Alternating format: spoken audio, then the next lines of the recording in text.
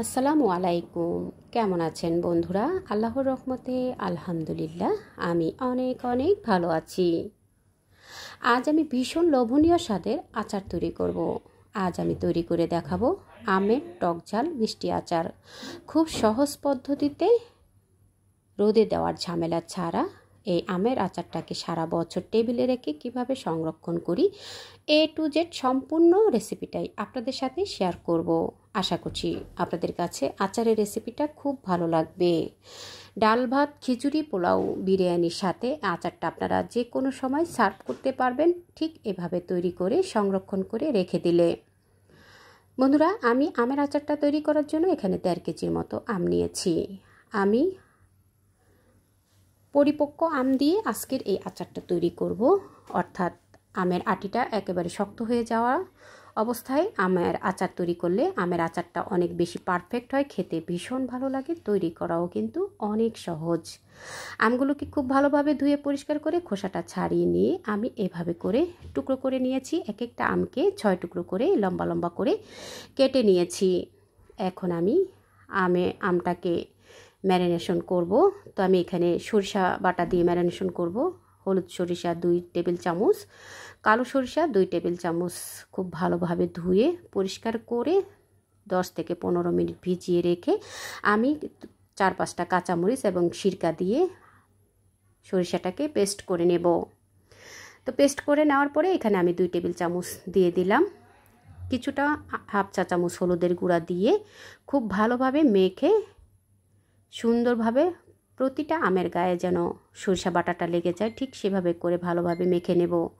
আমি যেহেতু রোদে শুকাবো না, তো আমি এভাবে করে মেখে এরপর আমি একটা পেপার দিয়ে একটা শ্রেণীর ওপরে এভাবে করে আমের টুকরোগুলোকে ফ্যানের বাতাসে কিছুক্ষণ ছড়িয়ে রেখে দেব।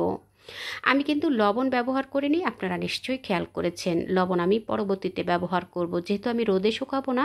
এই অবস্থায় লবণ ব্যবহার করলে আম থেকে পানি বেরিয়ে যাবে, তখন কিন্তু আচারটা পারফেক্ট হবে না, যার কারণে আমি লবণটা পরবর্তীতে ব্যবহার করব।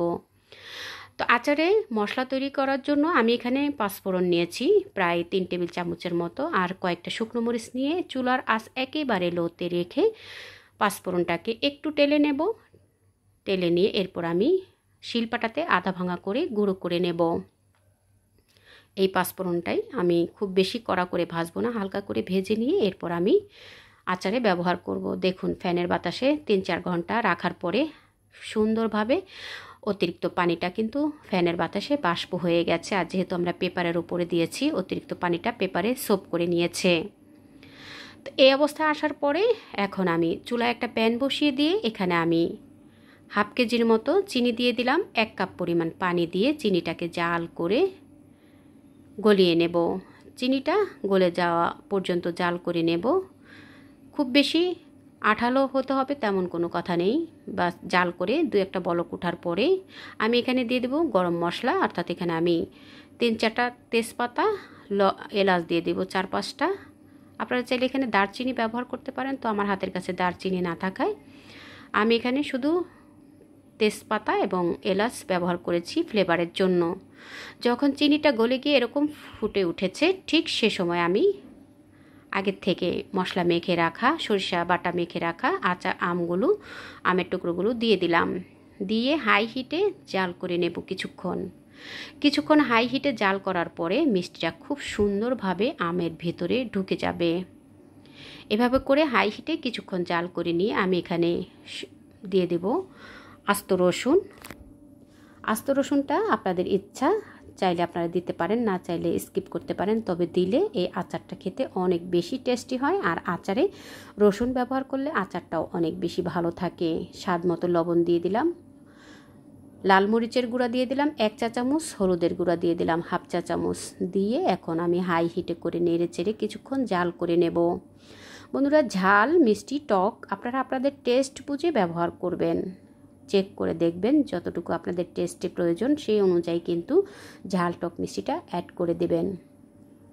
কিছুক্ষণ জাল করার পরে আমের থেকে পানি বেরিয়ে গেছে, সেই পানিটা ভালোভাবে জাল করে শুকিয়ে নিতে হবে।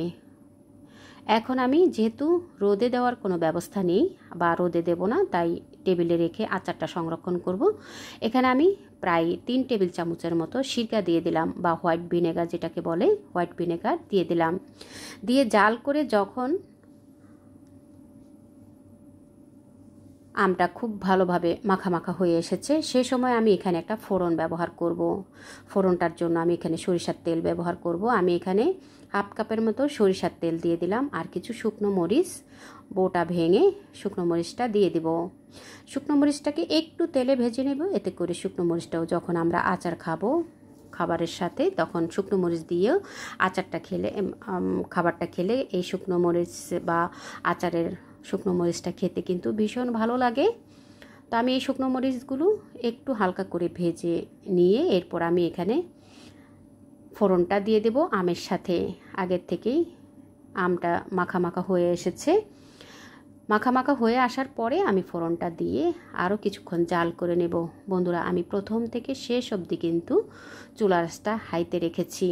চুলার আঁচ লোতে রেখে আমটাকে জাল করলে আমটা কিন্তু গলে যাওয়ার সম্ভাবনা থাকবে, তাই অবশ্যই চুলার আঁচটা হাইতে রেখেই কিন্তু জাল করে নিতে হবে। আর এখানে আচারের 5 ফোড়ন দিয়ে দিলাম।